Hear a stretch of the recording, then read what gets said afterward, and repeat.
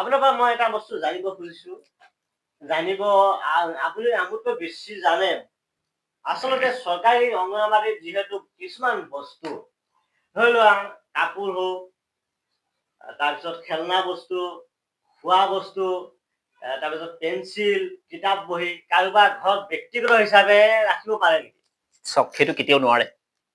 কিবা এটা বস্তু চৰকাৰী বস্তু কাৰোবাৰ কাষ্টডিত, চৰকাৰী কাষ্টডিত ৰখা হয়, সেই বস্তুখিনি কিবা এটা বস্তু কাৰোবাৰ ঘৰত আছে, তো পাৰ্চনেল ঘৰত আছে, ঘৰত তেনেকুৱা ৰাখিব নাপায়।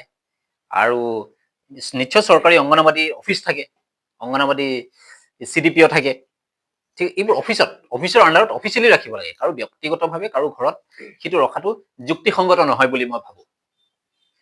আচলতে দেখা পোৱা গ'ল ইয়াত মানে চেণ্টাৰ দুটা হ'ল। চেণ্টাৰ নোহোৱাৰ আগত, চেঞ্চন নোহোৱাৰ আগত এনেকুৱা বস্তু আহে নেকি? এনেকুৱা কোনো চিষ্টেম আছে নেকি আহাৰ?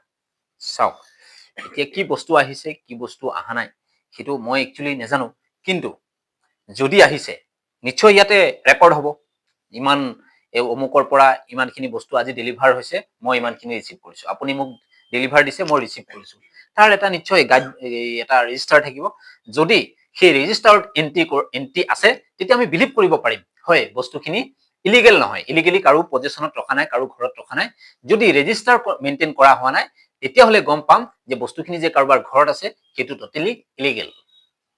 আচলতে কথা মই আৰু এটা ক'ব খুজিছো, বস্তুটো লিগেল নে ইলিগেল মই নাজানো, কিন্তু এটা কথা মোৰ মানে সন্দেহ মাৰিছে, অংগনবাড়ী চেণ্টাৰৰ বস্তু অফিচত থাকিব লাগে, ব্যক্তিগত ঘৰত থকাৰ কোনো ব্যৱস্থা বা আইনগত এইটো আছে নেকি? এইটো আপোনাৰ পৰা জানিব। নাই, কাৰো ঘৰত কোনো বস্তু চৰকাৰী প্ৰপাৰ্টি কাৰো ঘৰত ব্যক্তিগতভাৱে ৰাখিব নোৱাৰে। মই কৈ দিছো, যদি কোনোবাই এপইণ্ট কৰিছে, কোনোবাই ডেলিভাৰ কৰিছে, অন ৰেকৰ্ডত লিখিছে যে এই বস্তুখিনি অমুকৰ ঘৰত থাকক 2 এদিনৰ কাৰণে, তেতিয়া আমি বিলিভ কৰিব পাৰি। যদি এনেকুৱা কোনো ধৰণৰ ৰেকৰ্ড নাই, তেনেহ'লে টোটেলি ইলিগেল। আচলতে চৰকাৰী বস্তু নিশ্চয় ঘৰত ৰাখিব নোৱাৰে, নোৱাৰে, অফিচত ৰাখিব পাৰে। অফিচত আচলতে মই মানে এওঁলোকক মানে কি ক'ম আৰু ক'বলৈ ভাষা নাই, এনেকুৱা ৰাখিব নালাগিছিল, অফিচত থোৱাটো বেছি ভাল আছিল। আৰু কিন্তু এওঁলোকক মানে এনেকুৱা তাত কি হ'ল, চৰকাৰী যিকোনো বস্তু দিয়া নামত এওঁলোকে মানে ৰাইজৰ অলপ হেঁচা মাৰে।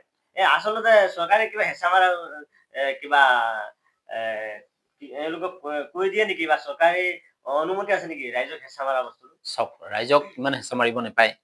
আৰু চৰকাৰী যিখিনি বস্তু আহিছে গোটেইখিনি লগে লগে ডিষ্ট্ৰিবিউট কৰি দিব লাগে, ঘৰত চৰত ৰাখিব নালাগে, জনসাধাৰণে পাব লাগে, তৎক্ষণাত পাব লাগে, তেতিয়া আৰু বস্তুখিনি ডেলিভাৰ কৰিব পাৰিব চৰকাৰে। তো আমি দেখিছো চৰকাৰৰ বহুত ধন কেতিয়াবা ঘূৰি গুচি যায়, গতিকে এনেকুৱা ঘূৰি যোৱা বস্তুটো হ'ব নালাগে, একদম ফ্ৰী হিচাপত এক্সপিডিটিয়াছলি হ'ব লাগে, ডিষ্ট্ৰিবিউট কৰিব লাগে, মানুহে পাব লাগে, আকৌ আহিব লাগে। আৰু ইয়াৰ কাৰণে একমাত্ৰ চৰকাৰে চোৱা চিতা কৰিব লাগে। ইয়াৰ ডিপাৰ্টমেণ্ট আছে, food and civil supply department, social department, totally এইটো কাৰণে দায়বদ্ধ।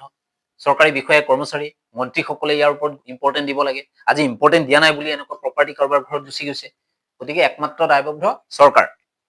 চৰকাৰে ইয়াৰ ওপৰত বিহিত ব্যৱস্থা ল'ব লাগে।